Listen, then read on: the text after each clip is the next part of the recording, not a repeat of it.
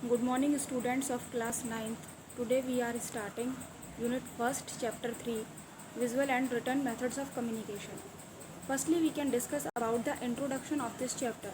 In this chapter we can discuss about these topics: visual communication, components of visual communication, written communication and components of written communication.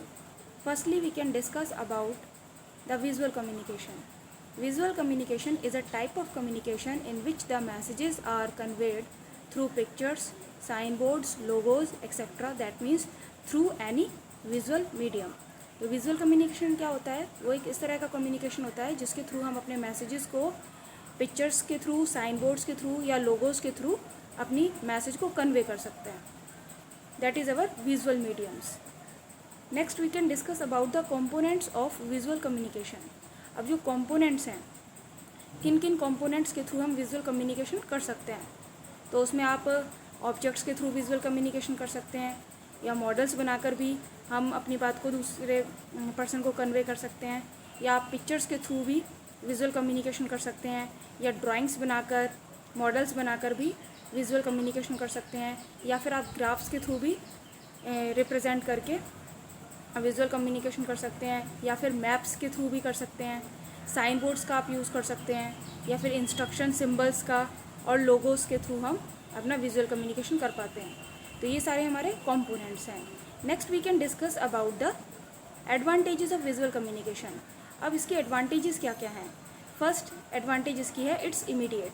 Messages get delivered immediately. कि visual communication की सबसे पहली advantage ये है कि इसके through हम अपने मैसेजेस को इमीडिएटली कन्वे कर सकते हैं.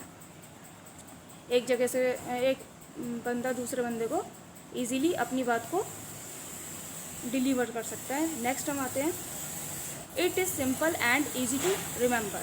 ये बहुत ही ईजी वे है और बहुत ही सिंपल मेथड है अपनी बात को दूसरे को कन्वे करने का.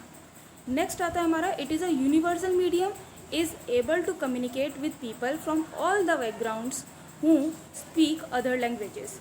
और इसको एक यूनिवर्सल मीडियम भी कहा गया है क्योंकि इसके थ्रू हम अपनी बात को, चाहे जो दूसरे पर्सन है वो अदर बैकग्राउंड से बिलोंग करते हो, उनकी लैंग्वेजेस अदर हो, लेकिन ये एक यूनिवर्सल मीडियम है. इसके थ्रू हम अपनी बात को ईजिली दूसरे बंदे को कन्वे कर सकते हैं. नेक्स्ट आता है हमारा डिसएडवांटेजेस ऑफ विजुअल कम्युनिकेशन. अब इसकी डिसएडवांटेजेस क्या क्या हैं. सबसे पहले डिसएडवांटेज इसकी है, visual media can't handle complex data. जो विजुअल मीडिया है ये कॉम्प्लेक्स डाटा को हैंडल नहीं कर पाता है. सेकंड आता है, इट इज़ कल्चरली एम्बिगियस.